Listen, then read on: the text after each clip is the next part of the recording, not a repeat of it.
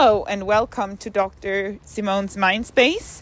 I'm super excited to have a very fashionable, very interesting, international, still very close to Switzerland neighbor that will talk to us all today. His name is Niklas. A beautiful name, a beautiful day in the year.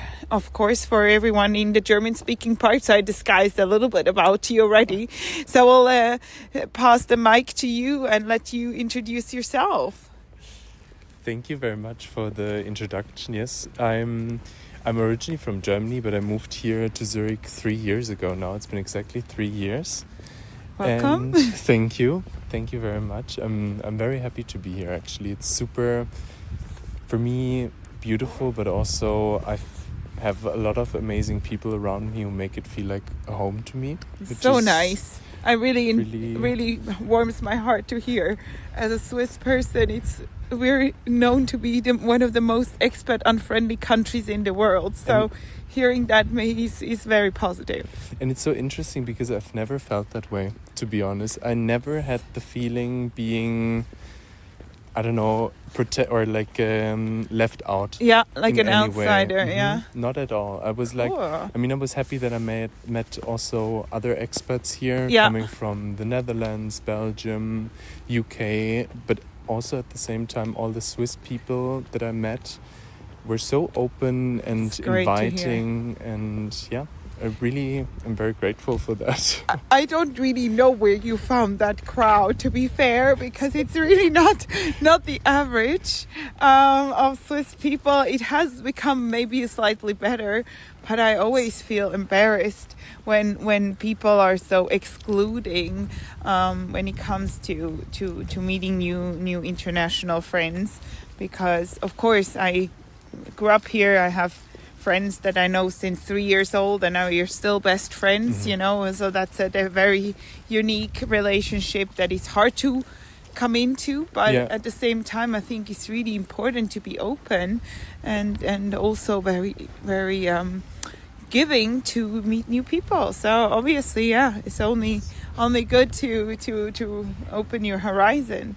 So what brought you to Switzerland? It was a super coincidence actually for me, because I never thought about moving here, to be honest.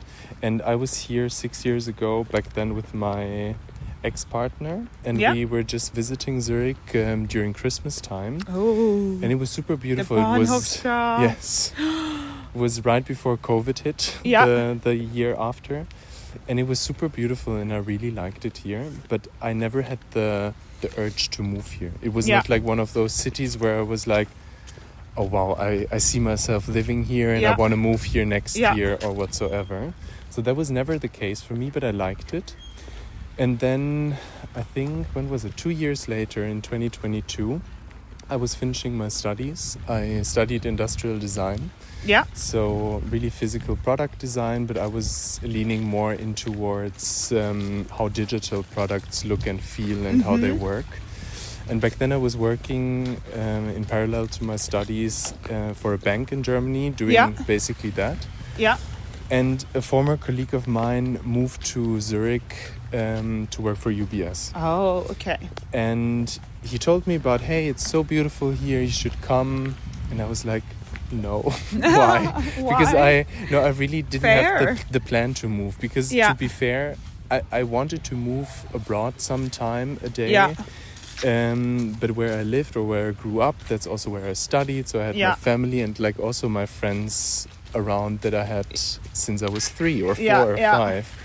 So I was very comfortable in that position, and I didn't feel the rush or need to move away. Exactly, right? It's like it's interesting that you mentioned that, because I think this is why so many Swiss people never move abroad, because it's very comfortable to be here, Yes. Especially here. I think if I would have grew up here, I think I would have also not really, maybe, for some time for sure, because it's also, at the end of the day, Zurich or Switzerland, it's small. It's so small. And it offers I tell a lot. you, if you are from here, it's so small. It's so small. Exactly. And I think it's nice to broaden your horizon. Oh, yeah.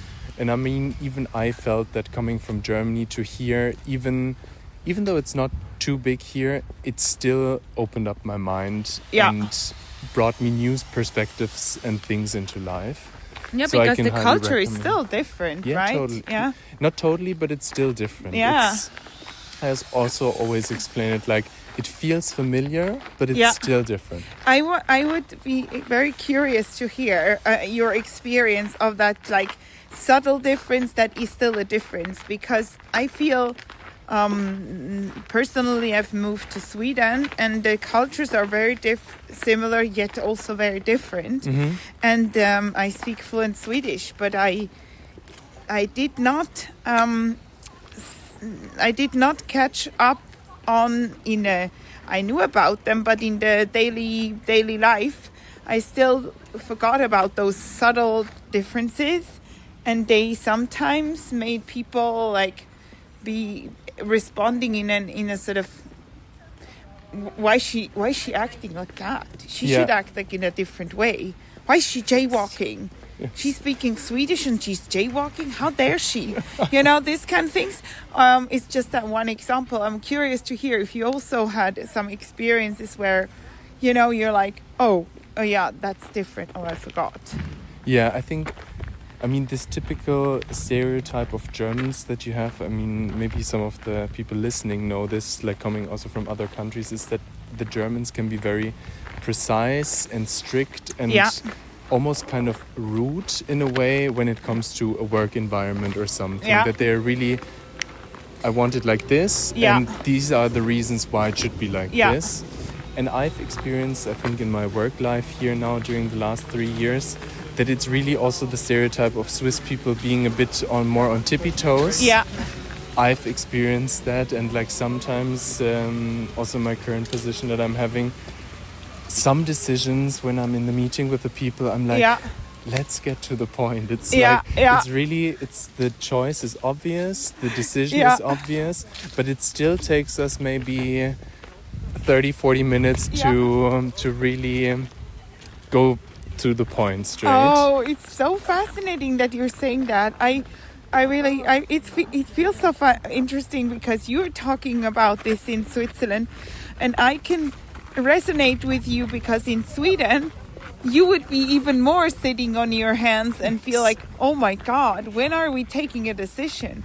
I can give you there an example, having a board meeting and in the end we've discussed for like an hour, and in the end it was called bordlägga, meaning like you put it on the table and postpone it to the next meeting to decide. And I remember there was one Italian lady, she was the head of the board, and she was furious about the fact that we could not come up with a decision, and I was also very much empathizing with her to just come on, it's just decide, right?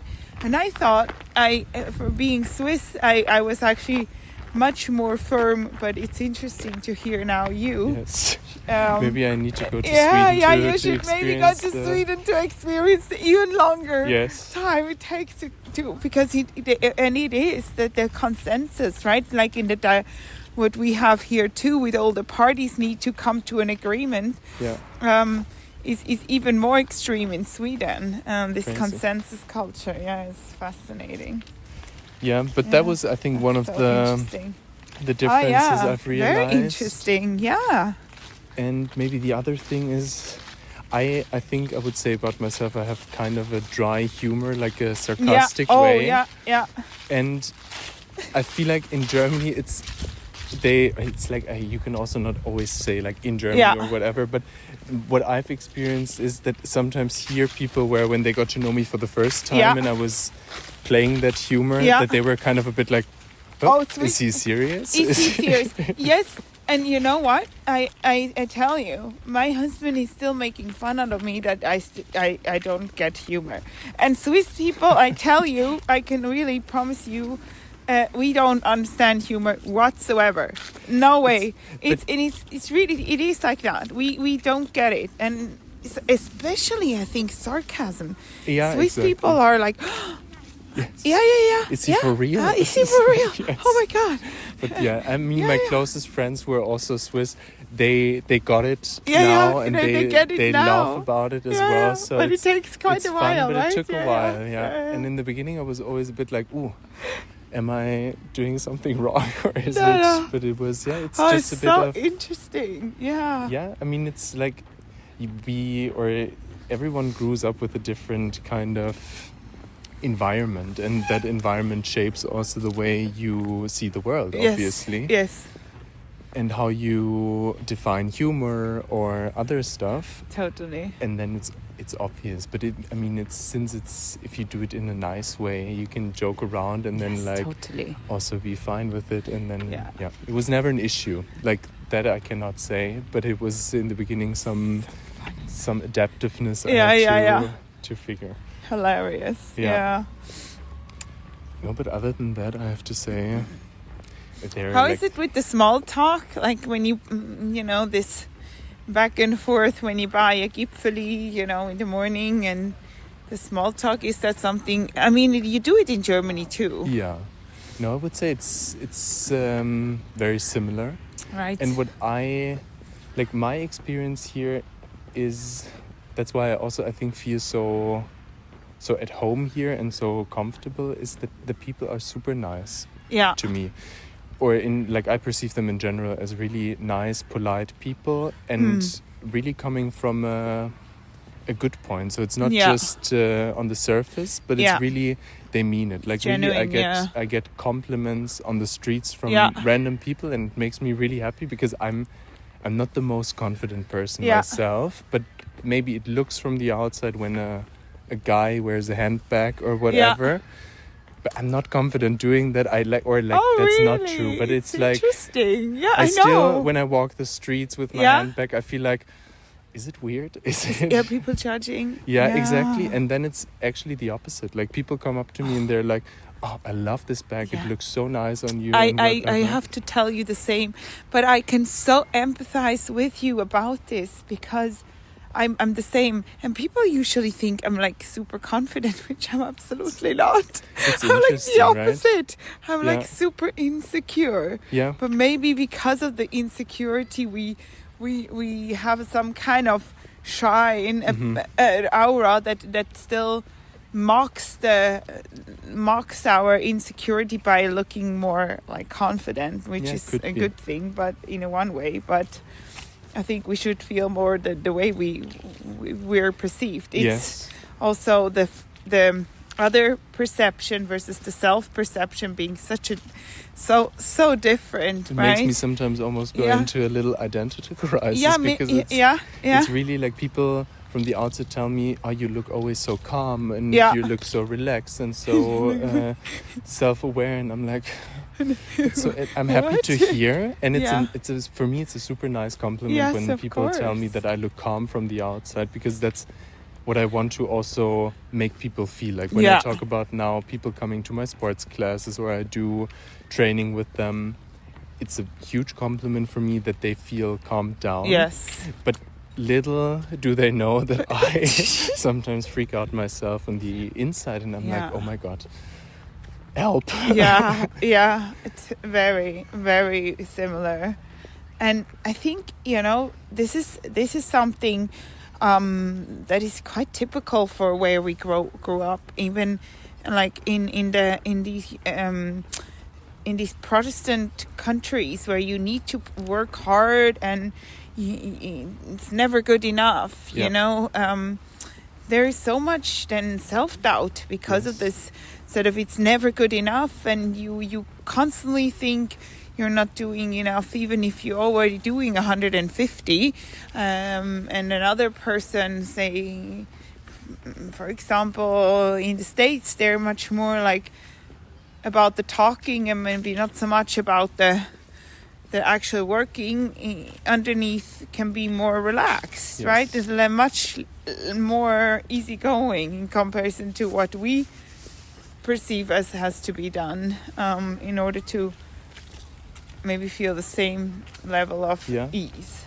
Yeah. And I think it's also a society topic that we have those high expectations of ourselves, and they are set by, I don't know, our parents, where we grew up, or also the society just around us.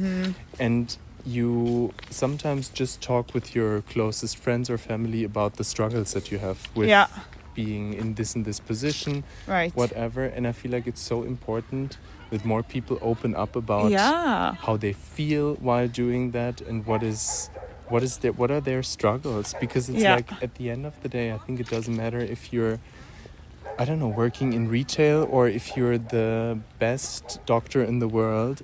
All of us have struggles at the end of the day, but we rarely talk about it, and we always perceive like the person who is like this big lawyer or finance person. We always feel like, oh wow, they have everything sorted out. But I think the reality is not true, because like also in my friends group, I have a very diverse group of people who do everything from really working in a cafe to being in the finance world, how do you say, a manager.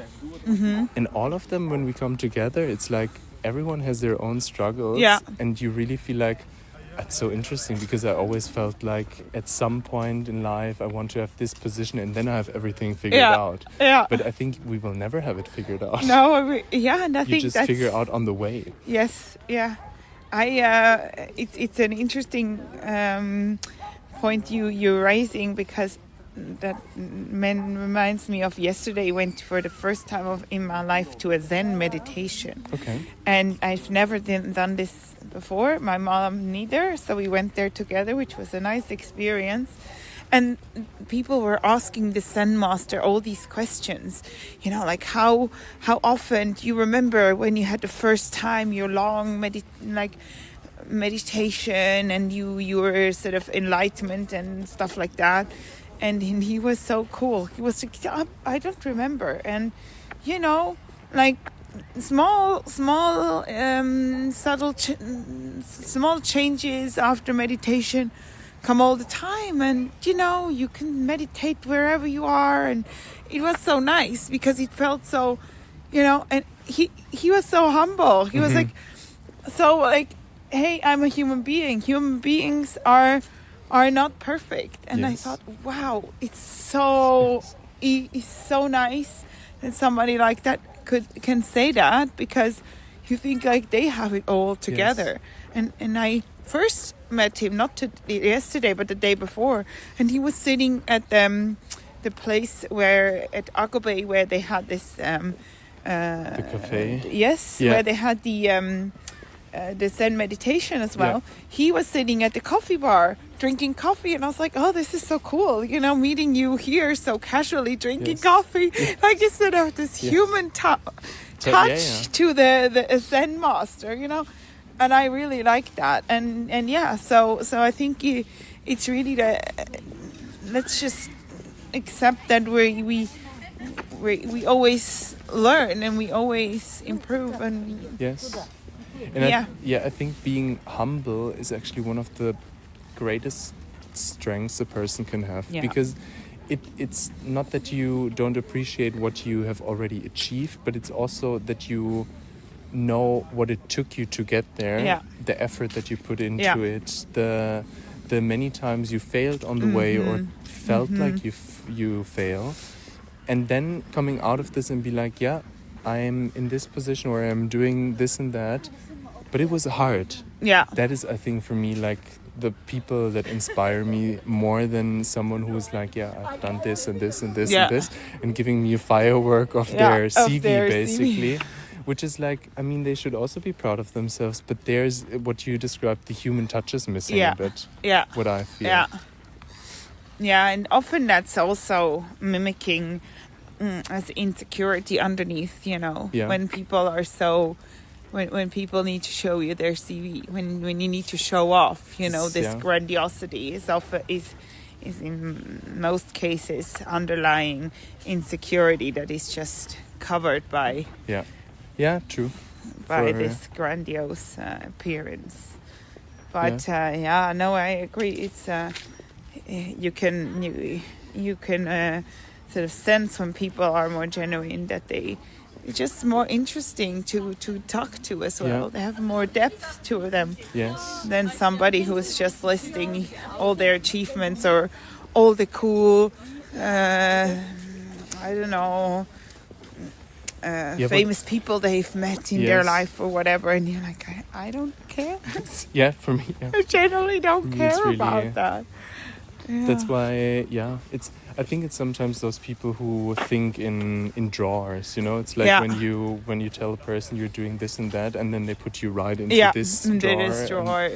And for me, I've never had that. I never saw a person and was like, you do that, so you're like this. Yeah. For me, it's always like more interesting to understand the person. Like, what are your beliefs? What are you struggling with? What is your greatest achievement? What brings joy into your life? I think that's so much more interesting than just basically judging people or like categorizing them into what they do for work or but everyone is a bit different there. I tend to tell parents that are struggling, for example, with their teenagers and want to put up sort of very firm rules. I'm like, just be curious. Why be curious why your child is acting that way? When you come from a curious mind, you have a very different approach than when you come from a such a judging approach, right? The people will meet you in a very different way. I feel the same. But hello. You too. We met some international friends, international Swiss mix of friends from sports as well. Here while walking and talking, which is one of my favorite things to do. Also with my clients, I do that a lot. And it is actually there. I feel super uncomfortable to suggest it because it's like not a very comme il faut thing to do in therapy. To go on a walk. But when the people experience it and realize how nice it is to actually talk while you're walking, it's so much easier for people usually to open up when they're not sitting still and having this like sort of narrow place to talk. It's very interesting. They open up much more. It's really cool. With a lot of friends, I do this quite regularly. That we meet and take a coffee or matcha to go and walk around. It's really so beautiful here. I mean... Do you maybe have some favorite places to go to? I mean, Mix Studio has really amazing matcha latte. And also the latest... You had that last time. I was so jealous. Latte. That one was so good. Pumpkin spice latte. Yes, I think it's perfect for the season. The best one I had so far in actually my life, that one, because it's usually so sweet and it doesn't taste so well. But that one is really has a very good... very balanced. Yes, I agree. It has still all the spices inside and you can really taste them, but it's not that overly sweet. Yeah, exactly. That's what I also know. I love this one. For me, I think most of the time, I mean now since I live here in Seefeld, I spend a lot of time here. Just at the Mix. I also like Draft that opened last year. I go there quite regularly. Tozo is nice. I went there today. They have coffee. They have also coffee and also very good matcha. Oh, I had no idea. Yes, you should try it. Maybe we can walk there and have a try. I don't know if they're still open. Yeah? No, they should. They should be open. Okay, good. You know them. So then we... it's a friend of mine, but they have, like, for me, one of the best paninis in town. They have one of the best paninis in town. I have to say. Tell me, what do they have? They have always, what I like is they have the regular menu, which is classic paninis, I would say, but very good ingredients. And on the other hand, they also have their seasonal menu, and then it's always, I think, around 1 or 2 panini, and they're so nice. They had like one before with chimichurri and coleslaw and what was it? It was not roast beef, it was something else, but also meaty. Yeah, yeah. It was so good. It was the combination of it really, I loved it. Yeah, yeah. I have to say. So that's usually my Friday quick Friday lunch. treat. Yes. Yeah. But I have I to. I should can send just my walk husband there Yeah.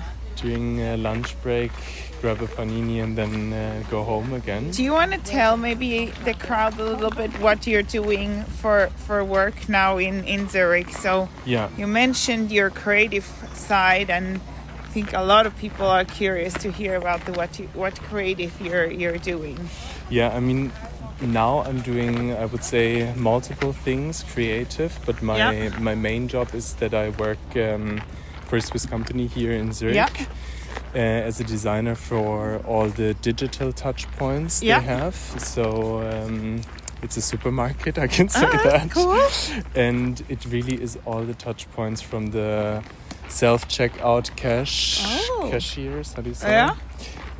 To the websites and apps, and it's I would say it's a very also strategically job. That's kind of the misconception a bit about the design part of it, because when you think about design, you really think about like creating visual pleasing products, and that is also part of it, but that is basically just the last part. The first parts are actually also quite related to psychology, because we do a lot of user research where we talk with people what their needs are, basically. So what do they expect, or what do they want when they use this and this product, for example. So we analyze quite a lot in the beginning, and then strategically plan it and roll it out, and then we iterate on that. Do you have anything that you can share that you've already finished? It's no, not really. What men want? What? No, I think, I mean, because before that company I worked in a design agency, and in that agency we did basically all the big Swiss apps that you have in your pocket now. Oh, really? SBB. Yeah, I just wanted to ZKB, say it about the SBB one. I used it yesterday. Postfinance. I think now they have done a redesign with even an internal agency or themselves. I don't know. The SBB one? Yeah. But the foundation of it. So that design agency, that's why also coming back to the point, at the end of the day I came to Switzerland because that one friend of mine who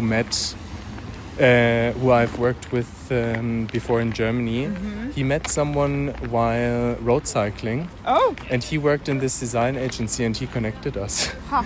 And a few days later I had an interview with them. And then it took, I think, 3-4 months. It was quite a long time. And then I got the job, and then it was like, okay, then I moved to Switzerland. Fabulous. Yes. Are you also a road cyclist? I did that in the past, but now not really anymore. What bike did you have? I had a Canyon gravel bike back then. Oh, you had a gravel? Yeah, because I liked the mix of being able to do it on the road, but still also like in the forest or like a bit off-route. Yeah. If I would buy a road bike today, I would absolutely buy a gravel bike. But I think I've been road cycling throughout my whole life, and then I stopped as well. Yeah. And my beautiful Bianchi is in Stockholm, which is the most, honestly, for being Swiss and biking here with all the mountain passes and all the difference. Yeah. So boring. It's just almost only straight ahead. Yes. I feel like it's never ending when you just go straight. You feel like, where's the diversity? Exactly. It's like, and yet with the gravel you always have the option to just drop into a random field or forest. Totally. And see something else. Yeah, agree. But yeah, I kind of, that's something, I mean, I always loved it, but it is very time consuming. Oh, it's so time consuming. You know, that's why I stopped. Exactly. That was the same for me. And that's because, besides that job, I'm a lecturer here at the School for Design in Zurich, where I do basically exactly what I do in my job, but I teach to students. Oh, wow.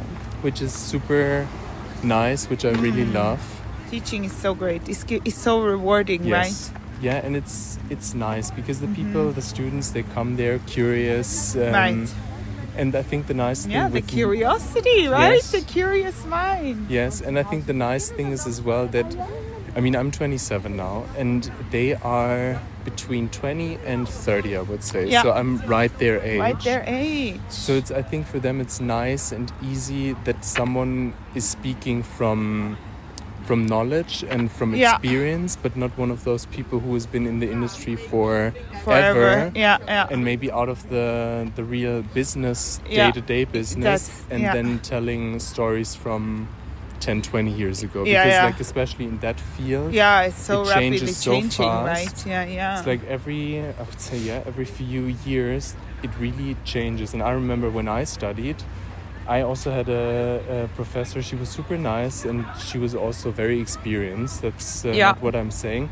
But the examples that she pulled out was really by designing the first Nokia phones.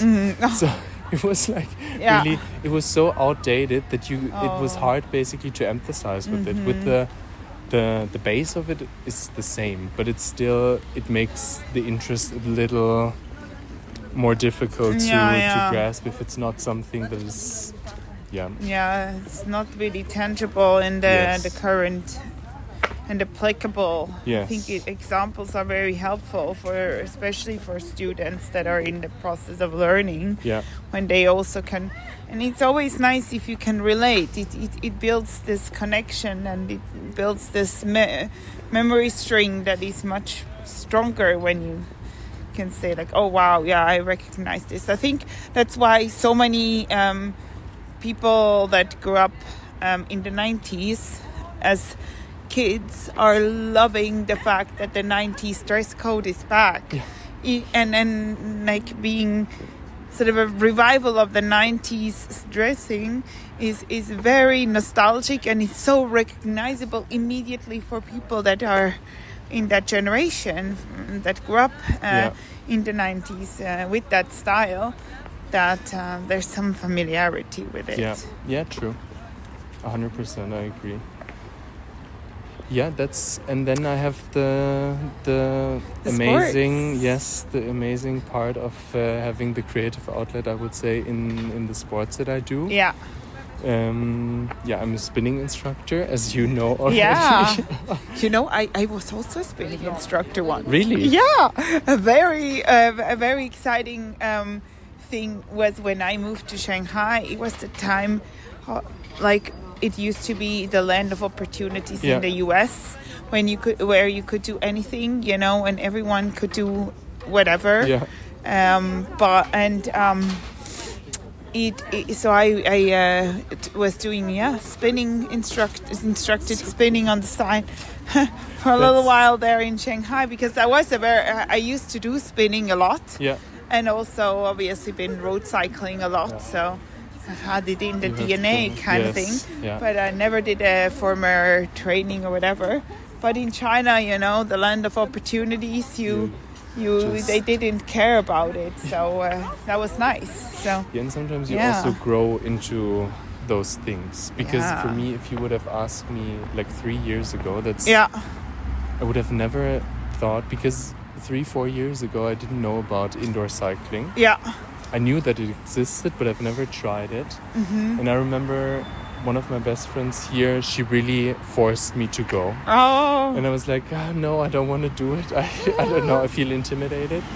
And then I did it, and I was right after, I was like, this will be my new thing. Oh, fabulous. And then in the same year, and then I took a lot of classes. I really dived into it. And then I was like, one day I want to become an instructor for that. You're very open to trying new things. That's actually cool. Even though you maybe are a little intimidated, you still push yourself and dare to try. It's a very good way of learning new things and also being... I would say I'm very open, and I let my curiosity also guide me a bit, and that was really something I was like, okay, that's something I feel like I want to do at some point. And for me, I didn't set myself a time frame, because for me it was really putting it out and being like, one day I want to do that. And then it was really based on coincidences that it came together with the mix at the end, and Alessandra and Kirsten gave me the amazing opportunity to audition for them. Yeah. And I did that. That was last year in September, so a year ago now. And yeah, it worked out. And then we had a very intense training where we got over all the elements that, of course, are important to be an instructor when it comes to obviously the correct form and how to guide people, how to support them. I learned a lot about the body itself, which was also super interesting. And yeah, now since I think end of April, I'm doing it every week. Amazing. How do you feel your body has changed? That's a good question, because You're more fit? Yeah, I mean my cardio health, I would say, is really way better. Yeah. And I mean, I'm wearing this fitness tracker as well, which tells me how I've improved. So also my heart rate and all that kind of stuff. I can see it in the data that it's really improved. Oh, great. What I think for me is even more interesting is really about the fact what we talked about the other day as well, the mental health of movement. Please tell me. Yeah, I think moving has such a special quality to it that it really helps your mental health. So I felt it. I've been through a kind of a really I can admit that through a heartbreak in the last year now, because the person I came here to with or who came with me to Switzerland, I'm not longer in a relationship with anymore. So I had like some rough months as well. Yeah. And I remember also taking bar classes in the corner crying. And no one hopefully realized, but I thought hopefully somebody realized to support you. I mean, I feel supported. I mean, also the team and all the people who knew supported me so well. But at the end of the day, you sometimes still need to let it out. Of course. But I found so much power in movement during that time, because every time I moved, I felt so much better. Yeah. If you want a matcha, by the way, it's this direction. Okay. Oh, yeah, over there. You feel so much better because it empowers you on what you can do. Yeah. On the other hand, you do something good for yourself. You spend time with yourself. Yeah. You invest energy into yourself. And it's like with Kirsten the other day, I had a very interesting also conversation about it, and she was putting it like in a perfect sentence for me. She was like, you will never regret that you've done this workout. Yeah, that's true. You will never regret that you've done this, movement, that you went to your knees and did a plank or whatever. True. You will never do that. You will always more the other way around. Spot be like, on. Shit, I forgot, or I should have done it. I agree. But you will never say like, oh no, why did I take this class? That's such a brilliant sort of way of closing today, because I want to do another podcast with you on about the fashion part, about your handbag. That one we should do another podcast about, to really hear more about your fashion part, because you're also going to Milan, and then after coming back we can hear more. What I got, maybe. Yes, please. Yeah. Let's do that. Yeah, let's do that. And for everyone listening, please don't hesitate to reach out if you have any questions. I'm sure you're also open to give feedback to people that have questions and motivate them to get into the spinning or whatever exercise, that they don't regret it after. So thank you very much. This was wonderful. So now we're getting something to drink, a matcha or something else. I think I will get a matcha. Okay, let's go. Perfect. Hey, have a good day and enjoy the weekend. Happy weekend.